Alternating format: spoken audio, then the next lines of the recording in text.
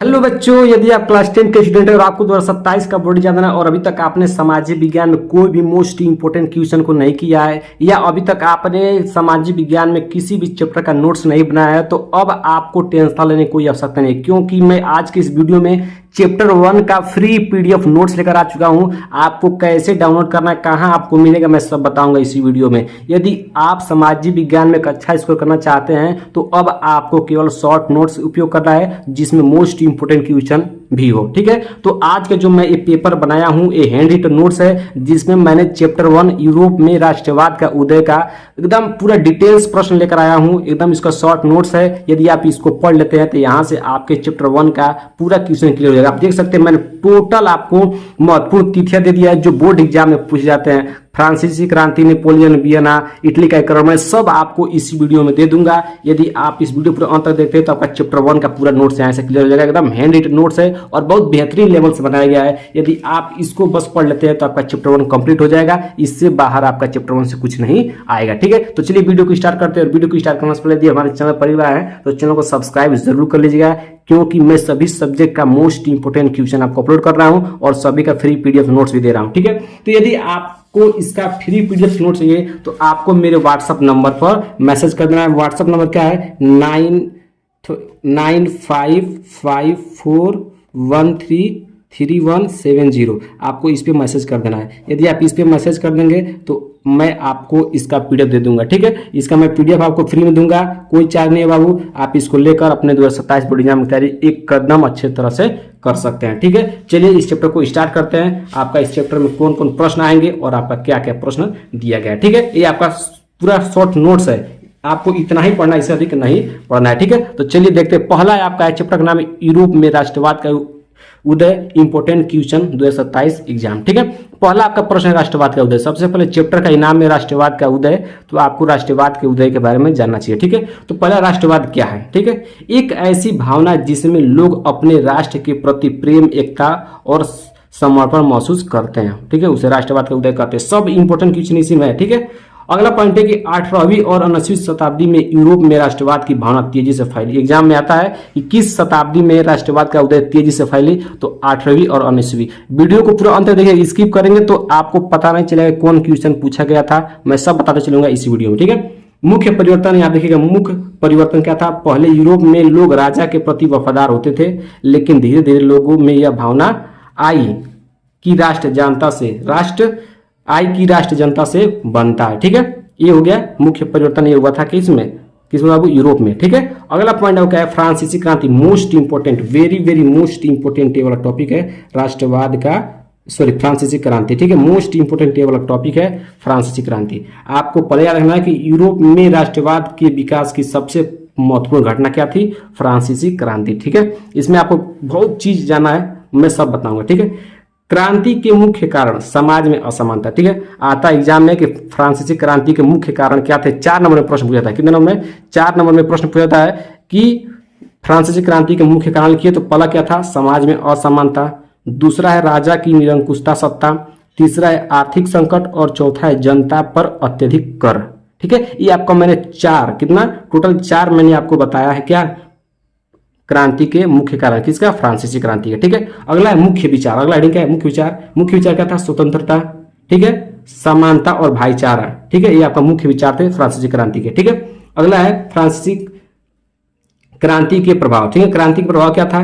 कि राजा की शक्ति समाप्त हुई। क्रांति के प्रभाव क्या क्या पड़े? जब फ्रांसीसी क्रांति हुई तो राजा की शक्ति समाप्त हो गई, जनता को अधिकार मिले और राष्ट्र की भावना मजबूत हुई। ठीक है, किसके क्रांति से? फ्रांसीसी क्रांति से। और फ्रांसीसी क्रांति कब हुई थी? 1789 ईस्वी में। ये क्वेश्चन हर साल पूछा जाता है, मोस्ट इंपोर्टेंट क्वेश्चन है। फ्रांसीसी क्रांति आएगा कि फ्रांसीसी क्रांति कब हुई थी? तो बताना 1789 में। ये अपना मोस्ट इंपोर्टेंट टॉपिक है। ठीक है, अगला है नेपोलियन बोनापार्ट और उसके सुधार। ठीक है, नेपोलियन बोनापार्ट और उसके सुधार क्या कहते हैं आप उसको देखिए। ठीक है, नेपोलियन बोनापार्ट और सुधार। ठीक है, तो नेपोलियन 1799 में फ्रांस का शासक बना। ये आता एग्जाम में कि नेपोलियन फ्रांस का शासक कब बना? तो आपको याद रखना है कि नेपोलियन फ्रांस का शासक 1799 ईस्वी में बना था। ठीक है, और उसने यूरोप के कई क्षेत्रों में विजय प्राप्त की थी। ठीक है, कौन? नेपोलियन ने। ठीक है, अगला है नेपोलियन संहिता। ठीक है, संहिता 1840 में याद रखना है। नेपोलियन संहिता कब लागू हुआ था? 1840 में। ये प्रश्न पूछा जाता है। अगला है कानून के सामने समानता दी, ठीक है। जो नेपोलियन संहिता था उसमें क्या था कि कानून के सामने समानता दी, ठीक है। प्रशासनिक, ठीक है, प्रशासनिक सुधार किए और समानती व्यवस्था को कमजोर किया, ठीक है, ये हो गया। और नेपोलियन की आलोचना, नेपोलियन की आलोचना क्या थी कि उसने कई देशों पर जबरन कब्जा किया, ठीक है, जिससे लोगों में विरोध बढ़ा, ठीक है। ये नेपोलियन की आलोचना थी, उसकी बुराई थी, ठीक है।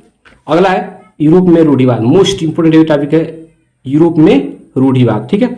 1815 के बाद यूरोप के शासक पुराने राजतंत्र को वापस लाना चाहते थे, ठीक है। किस क्रांति के 1815 के बाद यूरोप के शासक क्या करते थे, पुराना राजतंत्र वापस लाना चाहते थे, ठीक है।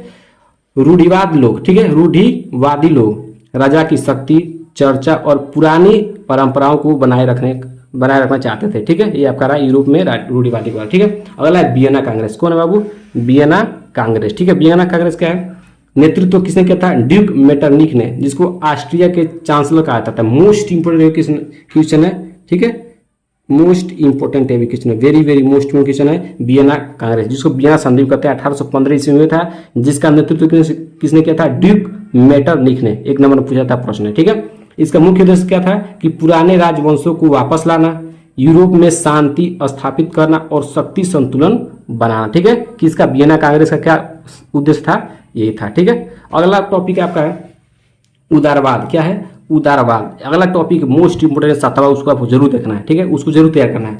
उदारवाद क्या है कि राजनीतिक विचार, ठीक है, सभी नागरिकों को समान अधिकार मिले, स्वतंत्रता और कानून का शासन मिले, ठीक है।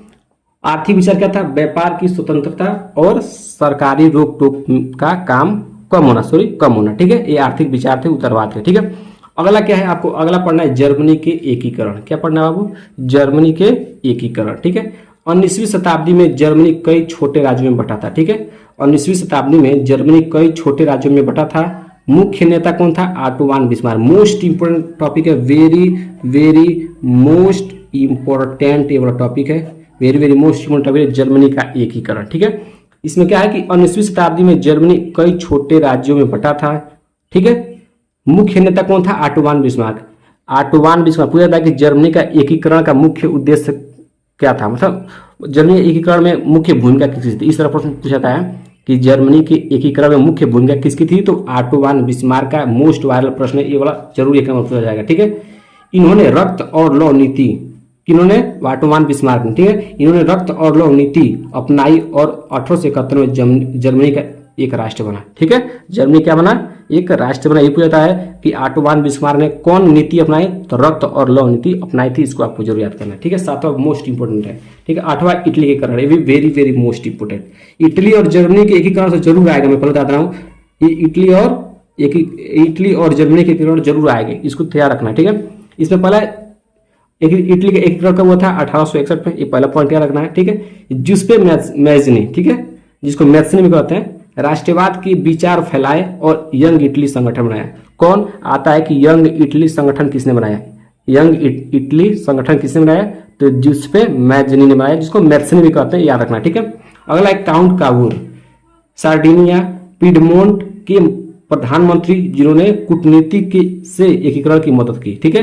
किसकी, इटली के एकीकरण में किसने मदद की, जो सार्डिनिया पिडमोंट के प्रधानमंत्री कौन थे, जिन्होंने कूटनीति से एकीकरण में मदद की, कौन था, काउंट कावूर था, ठीक है।